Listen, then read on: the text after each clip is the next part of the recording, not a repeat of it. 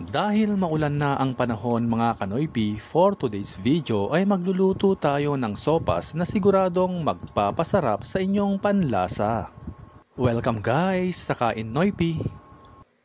Sa isang lutuan, ilaga natin ang chicken breast. Lagyan ng sapat na tubig at timplahan ng asin. Ilaga natin for about 20 minutes. Ano ang favorite ninyong kinakain mga kanoypi tuwing maulan na panahon o malamig na panahon? Pag-i-comment nyo nga at i-comment nyo na rin saang lugar kayo nanonood para alam namin kung saang lugar nakaabot ang video na ito. Hanguin na natin at palamigin bago himayin ng maliliit. At isantabi muna ang pinaglagaan. Sa parehas na lutuan, tunawin natin ang butter. Kung walang butter, pwede rin naman ang margarine. Kapag natunaw na ito, gisahin na natin ang bawang at sibuyas. Gisahin natin hanggang sa ito ay aromatic. Napakabango na mga kanoypi kaya ilagay na natin ang chicken hotdog. Kaunting gisa lang bago natin ilagay ang nahimay na chicken breast.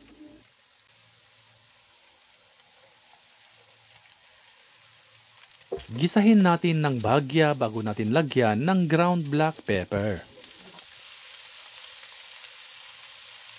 Lagyan din natin ito ng patis. Haluin natin ng maigi bago natin ilagay ang pinaglagaan ng chicken breast. Dadagdagan pa natin ito ng sapat na tubig. Pwedeng magdagdag kung kinakailangan.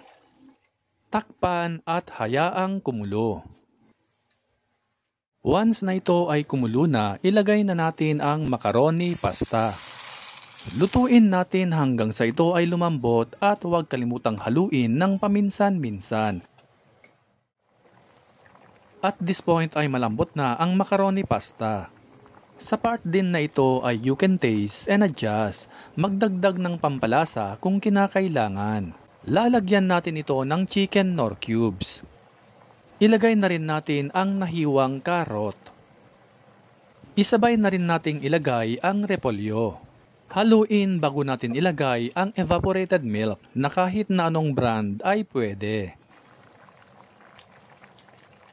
Lagyan din natin ito ng nilagang itlog ng pugo. Kung walang itlog ng pugo, pwede rin naman ang itlog ng manok.